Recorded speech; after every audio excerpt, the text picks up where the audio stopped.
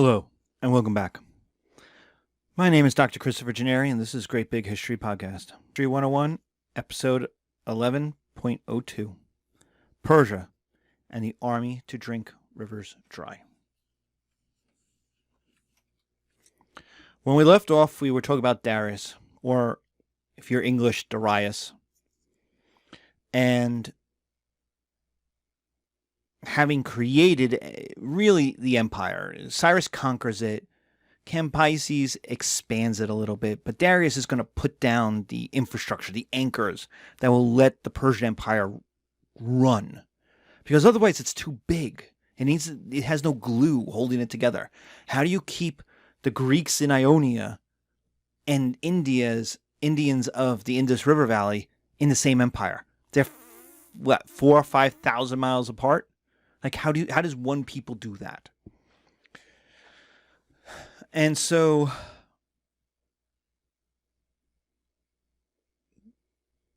Darius is going to put in the infrastructure, but also is really going to expand the imperial army.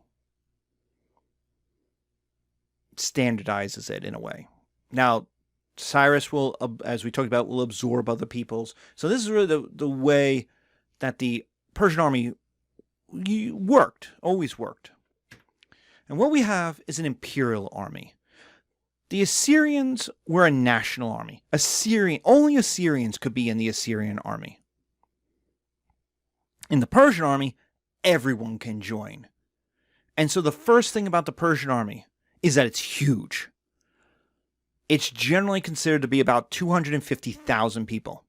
Now, in the ancient world, like Herodotus will say it's 6 million. And the reason why it was 6 million is because that was the highest kind of number they could invent.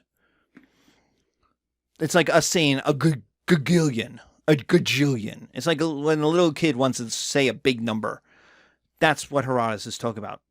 But modern historians pretty much come down to it was about 250,000 troops.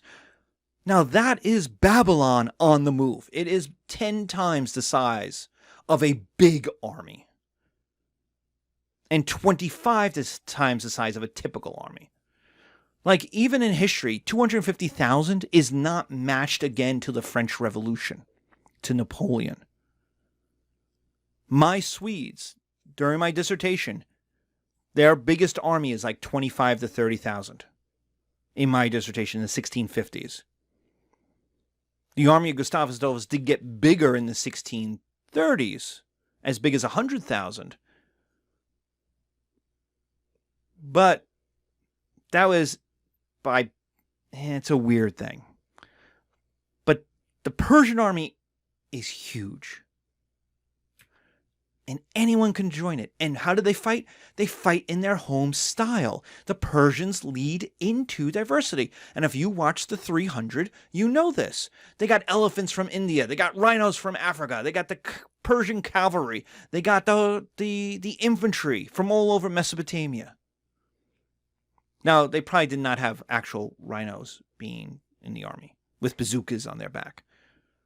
Nor are elephants anywhere close to as big as they are in the picture. Right? But the idea is they took the troops from wherever they were and they let them fight in their home style. They didn't make them into Persian troops. So they were Indian troops in the Persian army. They were Egyptian troops in the Persian army. Babylonian troops in the Persian army. So what are the advantages of this? Well, the first is you bring everyone together. It's diversity. They fight in all of these different styles. The advantage of the imperial army is it's huge. Who wants to fight it? You can't fight it. There is no king anywhere in the globe who can fight a 250,000 person army. None. Just none. So most just surrender. It shows up, and this is what happens in Macedon when when Xerxes actually will invade Greece, is he shows up in Macedonia, and he's like, well, if you can surrender, or we can fight. Or you cannot fight, and we'll just eat everything. And the king of Macedon is like, dude, I don't want to fight. You won. You're the king. because he knew he couldn't fight 250,000 troops, and those 250,000 troops is Babylon. In a week, they would eat all the food of Macedonia. They'd eat them out of house and home. So the imperial army is, the first advantage is you can't fight it. It's too big. What's the advantage of fighting in the home style? There's too many styles, and they're good at what they do.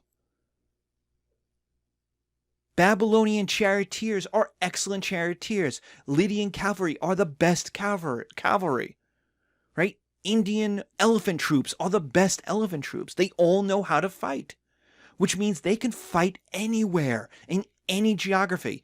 Oh, you want to fight in the mountains? I got mountain troops. You want to fight in a desert? I got desert troops. You want to fight on the ocean? I got ocean troops. I got a navy. And they're always good.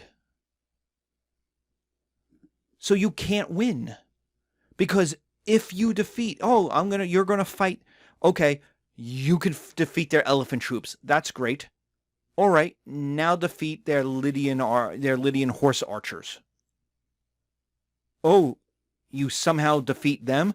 Okay, now defeat their Babylonian infantry. Well, that's a completely different style, as we talked about with the Assyrians. Fighting all those different styles, you can't win. The Battle of Thermopylae in the 300 is a Spartan defeat. They lose. It's a Spartan defeat. So the advantage of fighting the home style is the troops are always good at what they fight, and they can fight in any terrain. They can fight anywhere versus anybody. So again, they're too diverse. You can't defeat them. 3, what about victories and legitimacy? Well, the Persians have them. They keep defeating big empires, and they're nice in their legitimacy. They share. The Persians are willing to share. So when they win a victory, who gets money out of that victory? The entire army does. So people want to fight for the Persians. People want to join the Persian army. They know they're going to win, and they know they're going to get something out of it. So it enhances their legitimacy. When they go home, people go, well, how were the Persians? And they go, oh, the Persians were great. We defeated these 3 kings. We took their money, and we all got a piece. Here, I got 50 gold pieces. Hey, let's buy a house.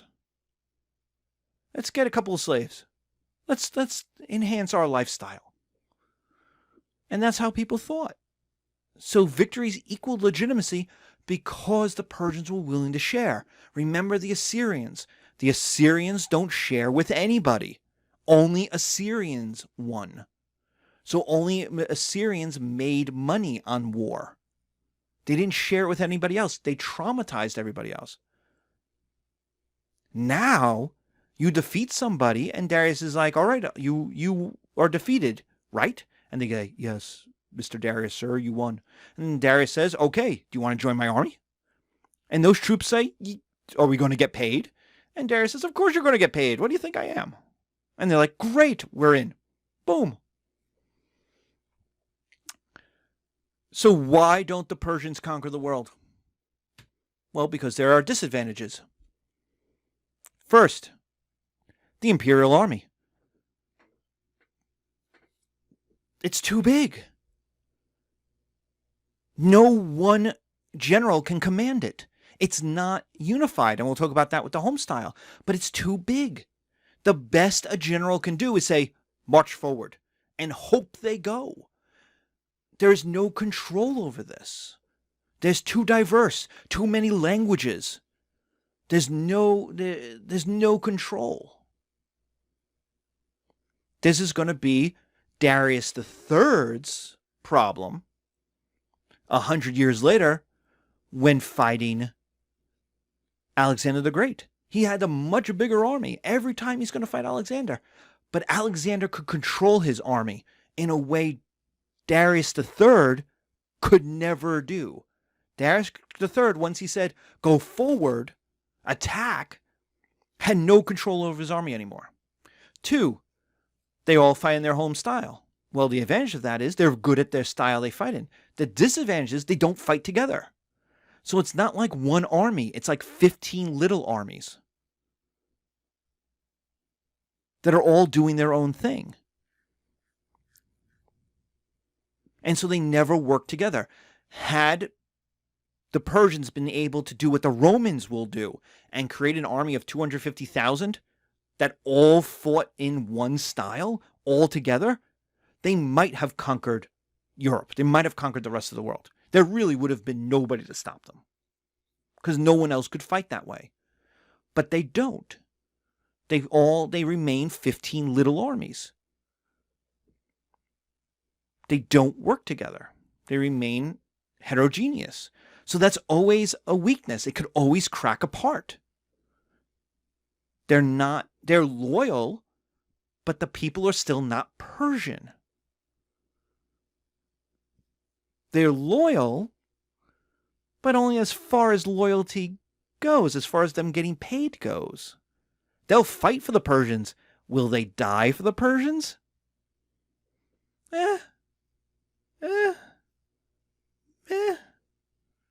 So what about defeat? Number 3. Well, what Alexander will realize is you don't have to defeat 250,000 troops. You have to defeat the Persians, because the Persians were the best part of the army. They were the core. They were where the king is. You defeat the Persian part, and the other 14 parts will run away. You defeat that army, and you will get legitimacy. Legitimacy was based on victory.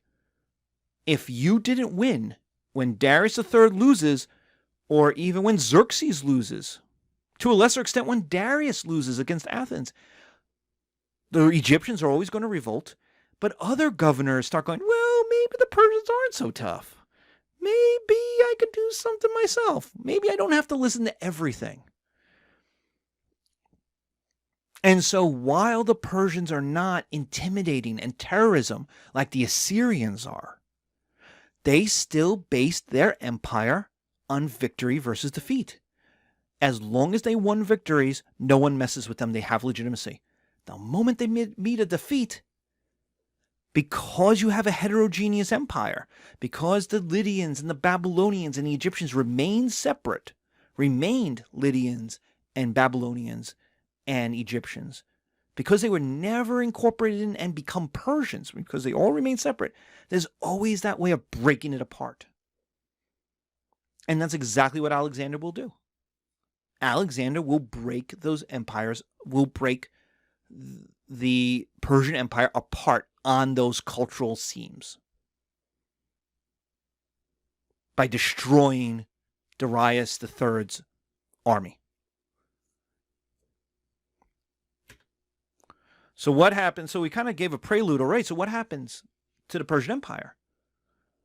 Well, they're defeated in war versus the Greeks, Darius and then Xerxes. Darius will be defeated at the Battle of Marathon, and Xerxes will be defeated at the Battle of Salamis. And so they don't get victory in 490 and 479 BCE, which makes the Persians look weak, which leads to them having to murder people and commit massacres to hold the people together. Increasingly, the Persian Empire has to rely on not being nice, because people start going, well, you don't look so tough. The Greeks beat you, and the Greeks are nobody. And the Greeks are nobody. I mean, until later, the Greeks are really just, they're poor, they're mountain folk. I mean, it's just embarrassing. So if you're the Babylonians or the Egyptians, the idea that the Persians lost to the Greeks is like, well, if they lost to the Greeks, they'll definitely lose to us. Which means the Persians will then start acting like the Assyrians. They'll murder, they'll massacre, they'll blow stuff up. They'll start acting not nice, which leads to that feedback loop, right? People hate them, so they're going to care, they're going to be less loyal. Then Alexander, his Macedonians, and the Greek allies will show up. They'll invade in the 320s. So 150 years later, they invade. And they win. They defeat the Persian army, which allows governors to accept Greek rule. So when Alexander shows up in Egypt, well, Egypt's different because Egypt always hated the Persians. But when he shows up to the Hebrews, as I already explained, he shows up and goes, are you going to fight me? And the Hebrews were like, not anymore. You won. You defeated the Persian army. You're here. You won. We're cool. And Alexander's like, great, because I have a homecoming, I have a party in Egypt that they're going to love me. And he goes to Egypt and he's welcomed as a pharaoh. He shows up and the Egyptians like, oh, you are sent by the gods to get rid of the evil Persians. And he's like, yes, I am. Alexander loved Egypt. And everybody would. That's the Romans are the same way. Because being an Egyptian pharaoh, as we're going to talk about when we do the Egyptians, is the greatest job ever invented on earth. It just is. But the Persian governors, the different governors of all these different regions, accept the Alexander as their king. And what this starts is the replacement of Mesopotamian culture. This culture that we've been talking about since episode 2 with Greek culture. And that's going to last for 1,000 years until the Arabs show up. Until the Arabs conquer the Middle East and replace Greek culture, Greek Roman culture, with Arab Islamic culture, which is the present culture of the Middle East. So what happens when the Persian Empire implodes? Alexander defeats the army. The Persian Empire cracks on its ethnic lines, accepting the Greeks and converting to Greek culture. You have the end of a 4,000-year-old Mesopotamian urban culture. The trauma of being important and now conquered, becoming secondary. Mesopotamia is going to be a second place. Power is going to be in Greece, then later in Rome. Babylon will disappear, will fade away. Egypt will become centered on Alexandria, a Greek city on the edge of Egypt. It's not even in the core of Egypt. It's on the coastal edge. And so we get these writings from these people to the Greek kings who are like, you know, I can't get a job because I'm Egyptian or I'm Mesopotamian or I'm Babylonian. I don't speak Greek. And the king's answer is like, learn Greek. Stop complaining. And like, well, we didn't have to do that under the Persians. He's like, well, tough. I'm here now. So they lost their culture, their language, their economy, their gods, their writing. And they're watching it go. Being replaced by these upstarts, these Greeks, who we'll talk about in part 2 of our class. They watched it disappear. They watched this old cuneiform, Gilgamesh. Even the Jewish God loses out. Now, in the end, the Jewish God will win by becoming Christian, by reforming itself and then becoming Roman. Right? Christianity is a Roman version of this Middle Eastern religion. It's not the same. It takes the Old Testament, it doesn't keep the same order as the Hebrew books. It drops the Talmud.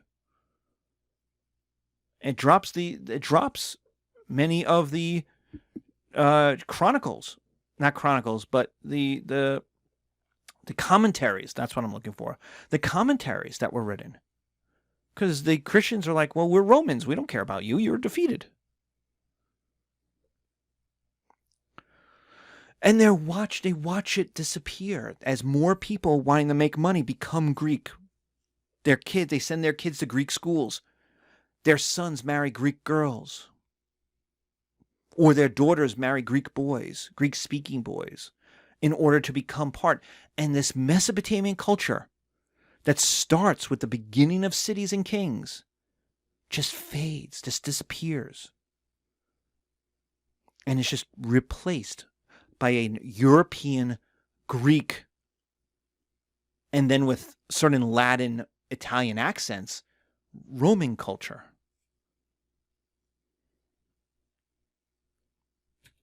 And so that will be where we'll end in the kind of tragedy and trauma of being Mesopotamian, of going from the kings of the world, literally the kings of the world, to being second rate, to being forgotten, to having to adapt to someone else's culture in order to be important. Be careful. Take care. Stay healthy. Thank you.